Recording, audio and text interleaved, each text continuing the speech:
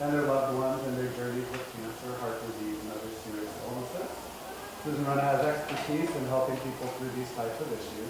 She finds ways for her clients to ponder these types of issues consciously and address the emotional, energetic, psychological, and spiritual dimensions of life-threatening illness at any point on the journey. I'm happy to invite Susan to share it with you now. Thank you. Hello, crowd. Yay. Thank you for standing by me, you two. So it is a treat to be here, and it's exciting to see this first annual health fair be so successful. It's great. It's great. So as you heard, I work with people who are encountering life-threatening illness, something that's going to alter or perhaps speed up the length of their life, the course of their life. And so I usually start with a poem when I meet with them, because usually when someone's diagnosed with cancer or a cardiac disease, it's like a wake-up call. And wake-up calls usually stimulate us to take action. And so you'll see people, especially people often with cancer, where they really start to change their diet, exercise, learn to meditate. They really do a behavioral shift. And then when the major crisis is over and they've kind of made their way through, they take their foot off the pedal and kind of find their way back to old patterns of behavior, and they stop doing things that were health supporting. So I have a poem from Rumi that I read to them. The breeze at dawn has secrets to tell you. Don't go back to sleep. You must ask for what you really want. Don't go back to sleep.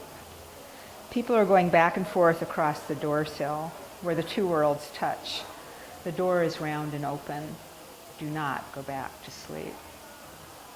So a core element of my work with people is to address the necessary return to a humility, I like to use that word, about our relationship to life and death.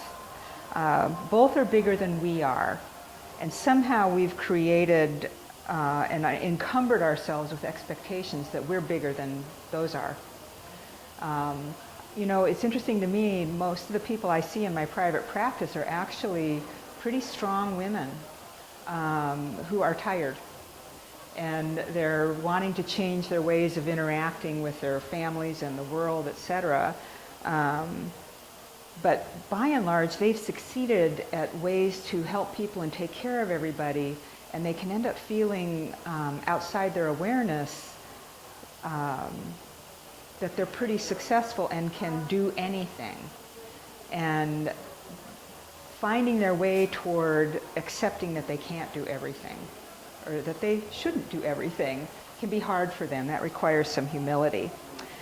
So after I submitted, welcome, my title for this conversation with you, I realized what I really should have titled it is what is very, very old is new again.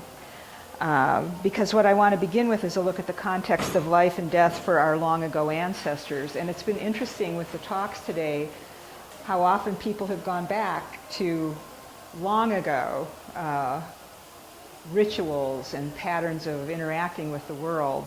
So Julie just did some of that in terms of the diets, and the woman who did the yoga, I cannot remember her name, yeah, Louise, was doing that too. So it's kind of interesting. But our long ago ancestors were essentially indigenous people. And indigenous people really had no access, obviously, to the kinds of mechanical dynamics we engage with in our own health. And their relationship to the world was quite different. And while early civilizations developed frameworks, intellectual frameworks around what it is to be human, indigenous people saw themselves simply as part of the whole. And they weren't superior to life, they weren't in charge of life, and they weren't bigger than life. So as our human histories unfolded, we've somehow amazingly survived ourselves and survived this world. I often end up just in awe when I hear stories of people's lives, what they survived in childhood. Whether they survived healthily or not is another issue, but it's pretty remarkable that we human beings survive. It's been remarkable that we've survived plagues and chronic war, etc. So somehow we've survived all that, and obviously, as we all know, as things have gone along, we've improved our way of understanding illness and our way of interacting with illness. But long ago, there were no exceptional choices about life and death. And so originally, things like medical treatment would occur at places such as Epidaurus. And if you've ever traveled in Greece and had the opportunity to go to the Peloponnese there's this beautiful place called Epidaurus, and it was a healing center for the classical world, and people would come from all over. And they would definitely, obviously, address what was going on physically for someone, but one of their bigger dynamics was they had these huge sleeping halls, and people would be sleeping, and attendants would move through in the night and sit beside people and whisper encouragements to them to attempt to reach their deeper psyche. And the goal of that was so that the gods could enter and give them some information about what they needed to do to heal themselves. And so in that context, it was taking care of the whole person. And as I was preparing this, I was thinking about, I don't know an insurance plan that would cover that today. So again, as human beings evolved and developed theoretical constructs about who we are, we moved into an era of I think, therefore I am, about 500 years ago, and that really was a huge, important shift in the relationship of man to the world. And if you even think about the context of I think, therefore I am, leaves out everything else. So our healthcare system in the last century was built around these models that were more related to thinking and science, and began to fall away from indigenous ways or intuitive ways of healing. And it's interesting to consider that it was only in 2008, with the mental health parity law, that insurances were required to cover mental health services and substance abuse services at the same rate and with the same opportunities as physical health services. So that's 2008. Prior to that, well, I can just report on what was happening here in Oregon in the 80s. In the 80s, I was the manager of the mental health unit at Rogue Valley Medical Center, and in the early 90s became a nurse practitioner. Oregon was at least thoughtful enough to require coverage for psychiatric care for insurances. They were required to do it at a minimum. That minimum was $2,000 for 2 years, and that included inpatient. So realistically, people didn't have access to mental health care that was supported by an insurance company. And the reality is that we truly do know that our mental health is integral to our physical health and vice versa. We know that untreated depression can lead to cardiac illness. We know that people who aren't depressed, who develop a cardiac illness, often get depressed within 18 months after a cardiac event. We're truly interrelated. So in terms of the dynamics of death, however, what also unfolded across the last century was a different view about intervening in what was going on for someone. So let me get on to my next thought here. So with the advent of sanitation, antibiotics, surgery, etc., we improved our health, but it was really actually the development of cardiopulmonary resuscitation that really created a shift in dynamics around death. And so CPR was actually begun or tested out in the 1950s in Holland and in the United States at Dartmouth in New Hampshire. But it was a game changer because prior to that, our relationship to someone who was suffering severely, and I always think about the old westerns when you'd see the doctor come in and the lights were low and there was the kerosene lamp and he'd shake his head and everybody, shake their heads and know this person was going to be leaving, that there's nothing more we could be doing. What CPR did, especially as we moved it into lay people should learn it and therefore practice it. So we went from there's nothing we can do to if you encountered someone who had a cardiac event or who was injured in some way, it changed to there is something you can do, and then it became there's something you should and you must do.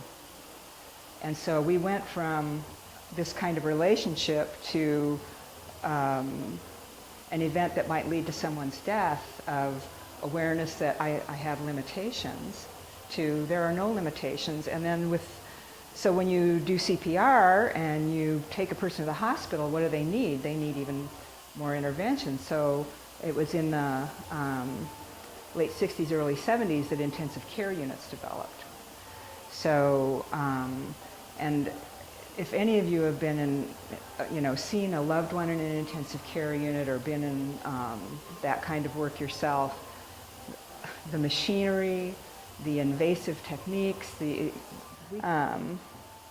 so then we created this dynamic of, which has been a stunning problem for us, and that is that in the last 3 decades, 30% of the Medicare dollars are spent in the last year of life. In 2009, it was determined that $50 billion was spent on the last 2 months of life. $50 billion. We actually can't sustain that, And while the majority of Americans say they want to die at home, 75% die in a hospital or in a nursing home, and up to 18 to 20% of those people die in intensive care units. So the dynamics that are beginning to change, I think, with reintegrating hospice care into care, it's changing somewhat, but in the middle of the last century and up until, I'm always fascinated when I say the last century because I lived in it, Does that strike you as odd? I lived in the last century. But anyway, in terms of all this intervention, we created this dynamic where for a long time people with cancer weren't told, and you were told not to tell them, and so they were surrounded by silence. Doctors and nurses felt a failure if a patient died. Family members do everything you can do at all costs, and as noted in that amount of money that gets spent, it's very costly. And so we became a do everything you can culture, to the point where we've created really, really difficult scenarios for people. And I want to share one because it's remarkable to me. I had a young adult client in her early 20s who came to me because her father was in a major medical center in another state with end-stage liver failure secondary to hepatitis C. He was at a liver transplant center. And so with liver transplants, you can get a cadaver liver, or someone can donate a lobe of their liver. And that lobe will grow back in the donor within a month or so, but you can imagine what the impact of that is. This liver transplant center encouraged her father to seek a live donor. And she was the one he sought, and his brother. And so there's a cost to that.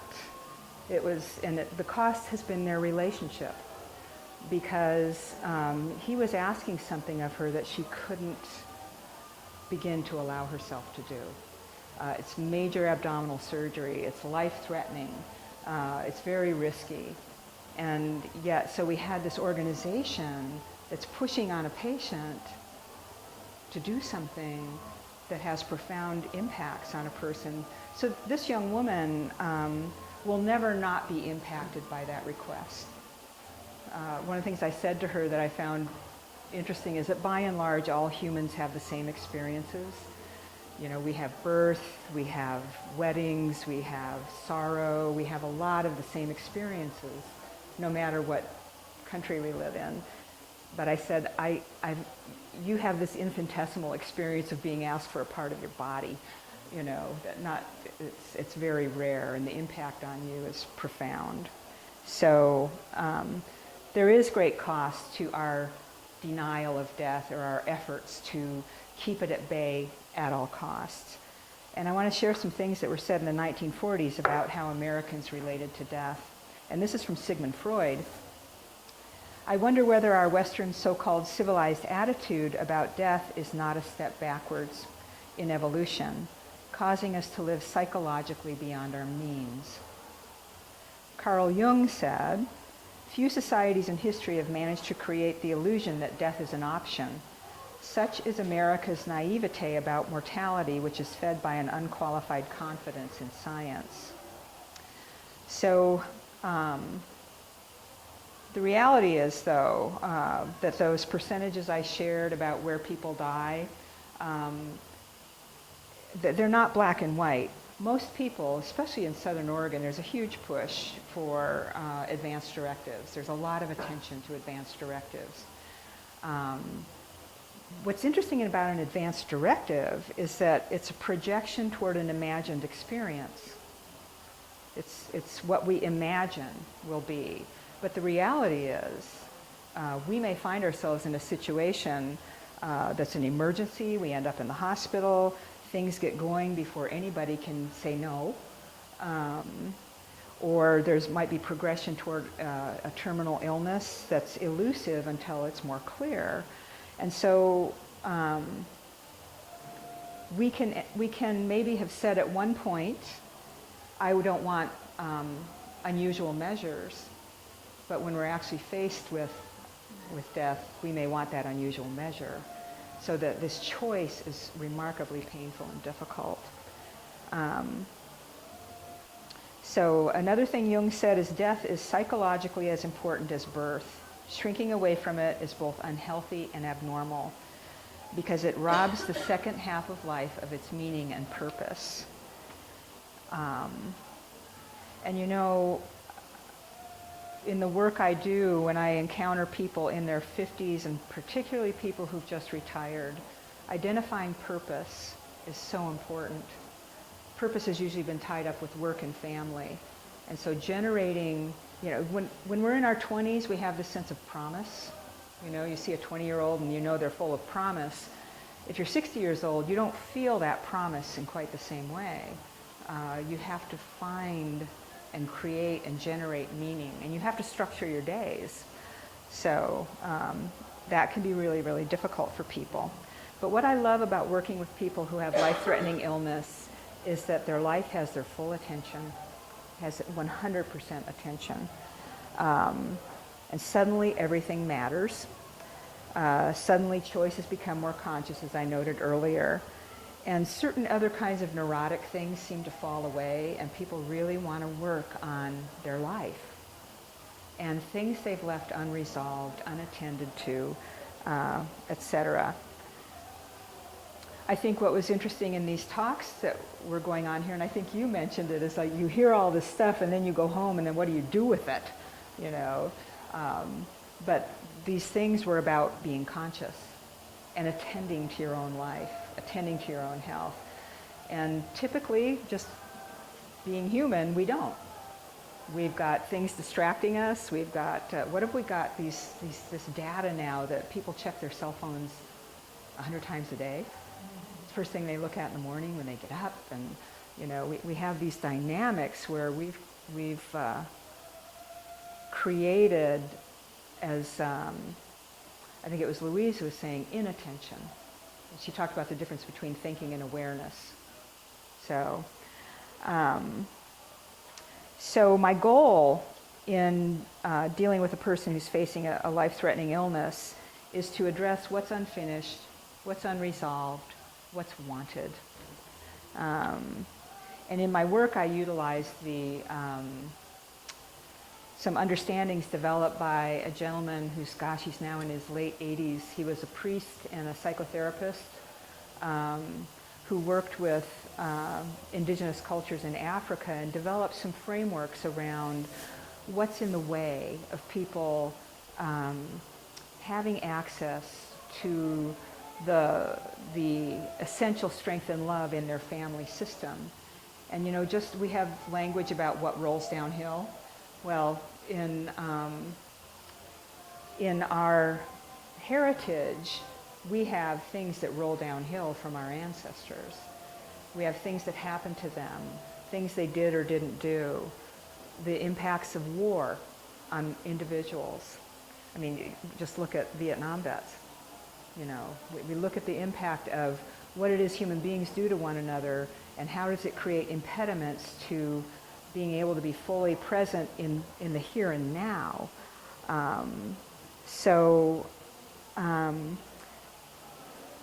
There's impediments, as I said, created by things like war. They're created by organizations, by religious institutions, incest, all the bad things we can do to one another.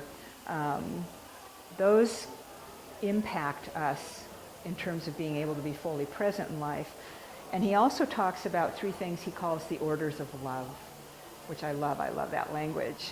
The first is that we have an equal right to belong in our family system. And so you hear things such as there's someone who is a black sheep, which means they're, you know, in essence, they're excluded and they don't have a right to belong. Or we have people who refuse to talk to a family member for years. And so, 5 minutes? Okay. And so there's this sense of exclusion. There also can be a dynamic where people are told not to speak of another family member.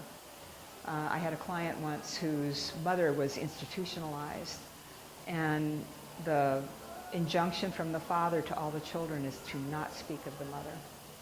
And so the impact on that family was huge. Another order of love is placement, and that's simply what came first. There's parents, and then the oldest, and then the next, and the next, and the next. And it can be interesting where someone can say, I'm the oldest of 3 children in my family, and then I hear more, and I hear that there was actually a child born before them who died. And I'll say, well, you know, you're actually the second of 4. And you'd be amazed energetically what that does when someone understands their place, because their place is not as the oldest, it's as a second. And so something gets freed up when things are accurately named. Issues of placement also are problematic in terms of first and second marriages and children from a first marriage and then a second spouse and how do we manage all that.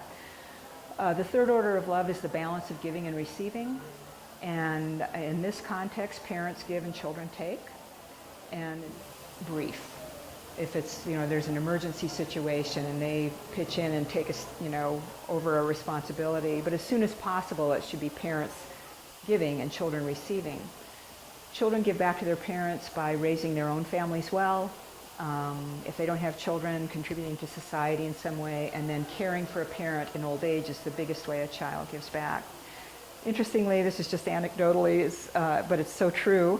One of the things this gentleman who I've studied will say is if parents overgive to adult children, those children will be angry with them. And I'm sure you know of people who have a 30-year-old at home where they're actually not asking them to be a grown-up. They're not having them pay rent, etc. The parents are absorbing the burdens created by the children.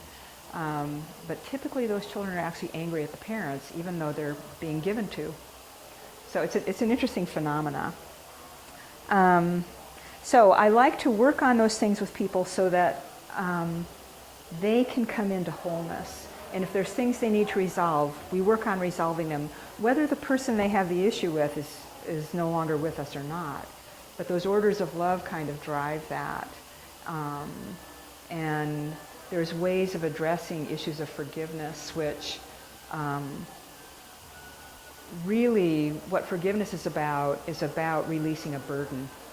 When someone wrongs another person, they give that a person a burden. And if you think about the context of sexual abuse or incest, it's the child who carries the burden, not the perpetrator. And so there are rituals and things we do in my work where that burden is given back to who it belongs to, so that the person doesn't have to carry it, nor do they have to say, I forgive you. It's more, the burden is yours. I return it to you. So I'm probably out of time here, but anyway, can I do a final poem? This was sent to me about 2 weeks ago, and I thought, perfect, I'm going to read it here. So it's called After the Fact. The people of my time are passing away. My wife is baking for a funeral, a 60-year-old who died suddenly. When the phone rings, and it's Ruth we care so much about in intensive care. It was once weddings that came so thick and fast, and then first babies, such a hullabaloo. Now it's this and that and the other, and somebody else gone or on the brink. Well, we never thought we would live forever, although we did. And now it looks like we won't. Some of us are losing a leg to diabetes. Some don't know what they went downstairs for. Some know that a hired, watchful person is around. Some like to touch the cane tip into something steady. So nice. We have already lost so many, brushed the loss of ourselves. Our address books for so long a slow scramble now are palimpsests, scribbles or scratches. Our index cards for Christmases, birthdays, Halloweens dropped clean away into sympathies. At the same time we are getting used to so many leaving, we are hanging on with a grip to the ones left. We are not giving up on the congestive heart failures or brain tumors, on the nice old men left in empty houses, or on the widows who decided to travel a lot. We think the sun may shine someday when we'll drink wine together and think of what used to be. Until we die, we will remember every single thing, recall every word, love every loss. Then we will, as we must, leave it to others to love, love that can grow brighter and deeper till the very end, gaining strength and getting more precious all the way. If there's any questions? Thank you for being here.